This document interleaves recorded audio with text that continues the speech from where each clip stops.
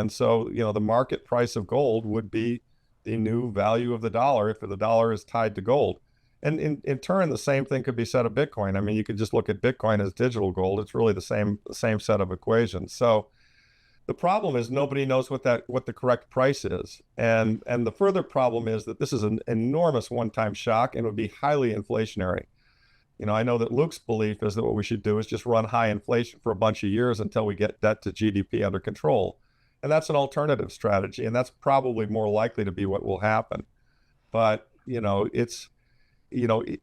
way to get there is to do a reset. I mean, the hard reset is, we go Stephanie Kelton and we just print all the money and the dollar literally becomes worthless like it was in Venezuela or Weimar. And at that Well, point in time, people are exchanging silver coins and Satoshis to buy and sell goods and services. And the new currency becomes, either silver, gold, or a Satoshi. The current price of Bitcoin, which is about $111,000, has investors feeling conflicted, while some fear it may drop to about $12,000. Others believe this is a good shakeout that will drive out short-term traders. There is still a lot of confidence that Bitcoin might reach $140,000 by the end of this year. It is anticipated to reach $180,000 to $200,000 in the upcoming year, demonstrating continued market momentum and acceptance. The general cycle is far from over, even though those highs could be followed by a potential 50% fall, which is common after sharp advances. Given that the present price closely resembles the so-called power law valuation, it appears that Bitcoin is currently trading close to its fair value. By eliminating excessive risk exposure, historical trends indicate that these corrections aid in market resets. Despite short-term volatility, many long-term investors feel safe making purchases now because they anticipate future price growth. Recent reports, on the other hand, emphasize growing institutional interest in and continued financial market integration of Bitcoin, solidifying its position as a significant digital asset. Due to its limited quantity and increasing popularity, Bitcoin has special characteristics as a store of value that distinguish it apart from more conventional assets. Despite the market's usual volatility, these elements support a bullish stance on Bitcoin's medium to long-term prospects. In an interview with Michelle McCrory, financial analyst LawrenceLepard discussed the factors that determine the value of both assets and offered more in-depth analysis of Bitcoin's performance in comparison to gold, along with predictions for the upcoming years. For more information, let's view a few excerpts from the interview. For more content, kindly like this video, subscribe to the channel, and enable post alerts. We appreciate your patience. Watch the remainder of the video. Well, it's going to be dramatic and it's going to be large because we've printed a lot of money. And it's interesting because, Trump and Miran and Bessent, I mean, all these guys know it. This is not some hidden fact. Ray Dalio knows it. Paul Tudor Jones knows it. Zuckermiller, or not Zuckermiller, Druckenmiller knows it. I mean, there are a lot of smart people who see what even Buffett kind of knows it, although he doesn't really want to address it much. I mean, there are a lot of smart people who see what I see and what I'm describing, and we all know that's the direction in which we're going. It's very difficult to tell how it's going to unfold because it will be driven by policy decisions. There are those who say that Trump's going to try and do it in his 4 years. Your partner Andy Schectman, got Judy Shelton to admit that Trump told her that he was going to try and do gold-backed treasury bills or gold-backed treasury bonds, for the 250th anniversary of the United States next year, or 250th anniversary of the United States next year. So, that's one way of doing it. Bessent has said that we need a new Bretton Woods, and he wants to be at the table. Trump has said, he who has the gold makes the rules. Gold imports in the United States really surged this year. It's debatable what the numbers are. I did a lot of research on this, and boy, they're all over the map. It's hard to tell, but the fact is that gold imported into the U.S. went up a large amount.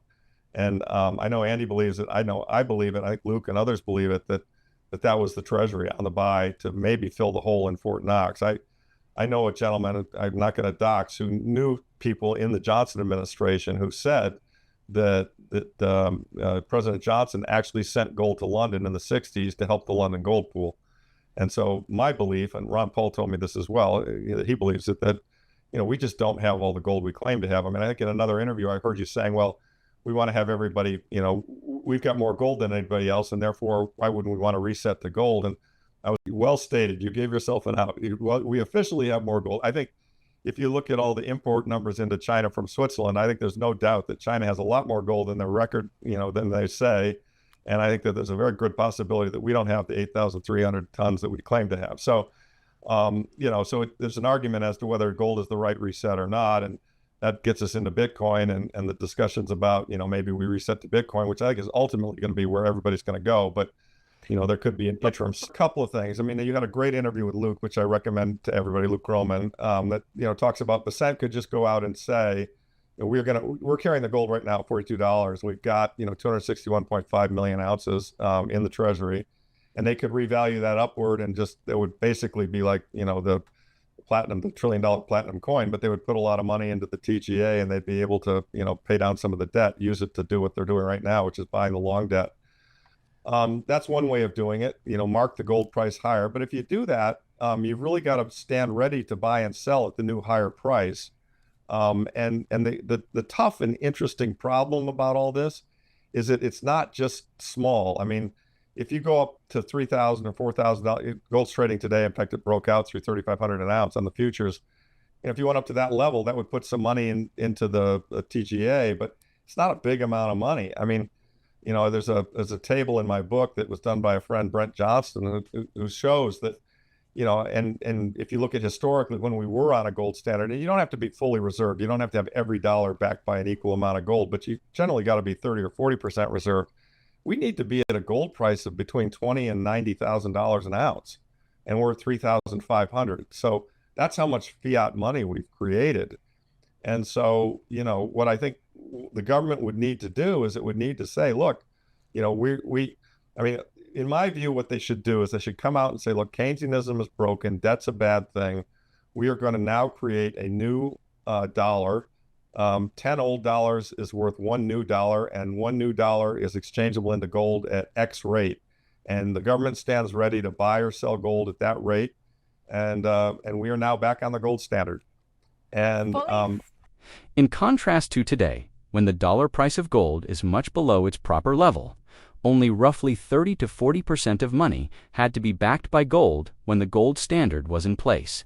Some believe that in order to rebuild confidence in money and make it fully convertible, the government might attempt a reset by issuing a new dollar that is tied to gold and has a fixed exchange rate. It's difficult to set this rate correctly because if it's too high or too low, people would rush to convert dollars or gold, which will undermine stability. Although Bitcoin is frequently referred to as digital gold and operates on similar value and scarcity concepts, its potential as a worldwide reserve currency is yet decades away. Although Bitcoin and gold are now accepted forms of sound money, history demonstrates that one usually prevails in the end. With Bitcoin's value rising quickly and possibly overtaking gold by 2030 or 2031, the transition from analog to digital sound money is reflected in the decision between Bitcoin and gold. Both are significant, but Bitcoin has a distinct advantage over time because to its fixed supply. Fully convertible. Yep. At the price. Now, it doesn't have to back all the money supply, but the price would then equilibrate to a point at which people trusted the money, right? And if they set it too high, everybody would be turning their gold in to get dollars. And if they set it too low, everybody would be buying gold, shoving the price up. And so, the market price of gold would be the new value of the dollar if the dollar is tied to gold. And in turn, the same thing could be said of Bitcoin. I mean, you could just look at Bitcoin as digital gold. It's really the same set of equations. So the problem is nobody knows what the correct price is. And the further problem is that this is an enormous one-time shock and would be highly inflationary. I know that Luke's belief is that what we should do is just run high inflation for a bunch of years until we get debt to GDP under control. And that's an alternative strategy, and that's probably more likely to be what will happen. But, the way to get there is to do a reset. I mean, the hard reset is, we go Stephanie Kelton, we just print all the money and the dollar literally becomes worthless like it was in Venezuela or Weimar. And at that point in time, people are exchanging silver coins and Satoshis to buy and sell goods and services, and the new currency becomes, either silver, gold, or a Satoshi. A rather naive notion, but because they actually wanted to help their people. Yeah. I know, right. Well, Well, I'm not talking about the likelihood of this happening. I mean, I'm talking about what we ought to do if we wanted to be honest about it. I mean, chapter 26 of right. the book is entitled Policy Response. I mean, I have I have the speech that the president should give in there to talk about how we do this. Now, will that happen or not? Probably not. And so, the alternative to this is we get there the other way, which is to say inflation rages and continues to rage and eventually turns into hyperinflation as Gresham's law kicks in. And the currencies, the paper currencies completely fail because that's what historically has happened. I mean, once everybody really, I mean, let's just go to hyperinflation for a moment. And it's not something I like to talk about. It's a depressing thought, but let's just talk about, because it has happened in currencies in the past. Hyperinflations occur when everybody knows that the government is not trustworthy and can never stop printing money, and that therefore they are going to debase your currency to the point of worthlessness. And, there are those of us who believe that that's a high probability. We're probably pretty few, but, that number of people who believe that can and will grow if they run high inflation and they show no discipline going forward. And eventually at some tipping point, there is no demand for dollars because everybody knows they're no good. And that's what, von Mises describes as a crack up boom, where you get paid and you literally, as quickly as possible, spend those dollars on something real because they will buy less in the future. So that's really Gresham's law. You're throwing out the dollars and you're buying things that are a better form of money. Very smart, and I completely agree with and accept that entire thesis. The 600 to 800 billion imports. I mean, I've dug through all the data. It's hard to know. I mean, he could be right. I couldn't find numbers that large, but anyway, there's no doubt there's a lot of gold coming in the United States. And yes, backing the Treasury market's the most vulnerable part. And so going and making, the Judy Shelton, let's have a gold-backed Treasury offering, does make a lot of sense and would possibly be a way of maintaining the United States as it is, and with the dollar as somewhat of a worldwide reserve currency, a worldwide reserve asset.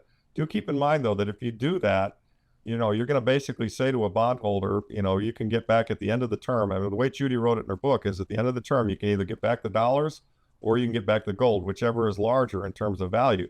Well, if the gold goes up a lot in price and the U.S. is guaranteed to get it back, well, then the U.S. is going to have to go out and buy the gold to give it back to that bondholder, and that's going to be expensive, and that's going to increase the deficit. So, there's really no free lunch here with any of these programs. And I mean, at the core level, Michelle, what should be going on really is people in Washington should have their hair on fire about we've got to stop spending so much money. We've got to balance the budget. Administration, certainly they're dead now, but this gentleman is quite old. And earlier in his career, he knew Johnson administration Treasury officials who say we ship some out. We might have rehypothecated it, but I'm not sure that's an issue because we can just break those contracts. I mean, physically, it's either there or it's not. And, the flip side, I mean, to be on the bull side of it all, I mean, we probably got Saddam Hussein's gold. And we probably got, Right. from Gaddafi. other places. Yeah, exactly. Gaddafi's gold. So, look, it's hard to know what's in Fort Knox. I mean, it's the excuse that it's too expensive to audit it is just ridiculous. But I did find it very interesting that when Trump and Bissett came in, they said, oh, yeah, we're going to audit Fort Knox. And that's suddenly got very, very quiet about that. And so what I think happened there is they got read in that, hey, guys, no, you really don't want to do that. We're not going to do that. And so we don't hear any more about the audit. And I think that's because they now know that if it were audited, it's not all there. And that might be why Andy has pointed out that we've got these huge inflows. Maybe they're trying to refill it. I mean, and Trump did say, of course, who has the gold makes the rules. So they understand, look, the people in the administration, the people in the national security side of our government, the non-political types, the people who are responsible for keeping the country whole and safe and, in a leadership position, they get this. I mean, as Luke Groman has done a great job of pointing out, they've been warning about this for years. I mean, and now we've hollowed out our industry so much we can't even get the critical minerals we need to defend ourselves, which arguably that's a good thing because we can't fight a war with China. And unless China wants a war with us, one's not going to start. So, it's an interesting situation that we find ourselves in here in the United States. We had the strongest hands in the world in 1946. It was a great country. And, we had the winner's curse, we pissed it away. But there's still a lot of great things about it. We can, my view is I'm not giving up on it. We can bring it back. But we've got a ways to go because we've had decades of decay, which have gotten very extreme more recently. And so it's going to take time to fight our way back to where we. According to LawrenceLepard, when comparing Bitcoin and gold as stores of value, people may always exchange one for the other. And demonetization frequently occurs when one currency depreciates in value relative to the other. He revealed that Bitcoin has done much better than gold, with price increases frequently outpacing advances in gold. It is also seen as superior because its supply is set at 21 million coins. Bitcoin's scarcity is absolute, which might make its worth more constant and increase over time. In contrast to gold or other commodities whose supply may increase as prices rise, he revealed that although many people disregarded his earlier prediction that Bitcoin may reach $1 million, he thinks the cryptocurrency's popularity and special qualities will help it expand. He pointed out that Bitcoin has practical advantages over gold because it is simpler to store, transfer, and verify. Even though some nations prefer gold, he hypothesized that nations like China and Russia may be covertly amassing Bitcoin. He acknowledged that many gold enthusiasts have doubts, but after carefully examining Bitcoin, he came to believe it will ultimately win out. He also talked about predictions, stating that, mostly based on governmental actions and inflationary reactions, Bitcoin might reach 1 million within 5 years. In the meantime, gold, which is now trading at about $3,500, may soon reach $4,000 or $5,000, and silver is also anticipated to increase. As public knowledge of precious metals increases against ongoing inflationary pressures, the markets are about to enter an exciting era. LawrenceLepard underlined that even while gold stocks have been increasing, their dollar value is subject to change, illustrating the intricate dynamics that investors must contend with. In conclusion, which would you wager on over the upcoming 10 years, and why? If you had to choose between Bitcoin and gold as a store of value, how likely do you think they are to take the lead in sound money in the future? Kindly share your opinions in the comments section below. Press the like button with your thumbs to share this video. I appreciate you watching. Remember to subscribe.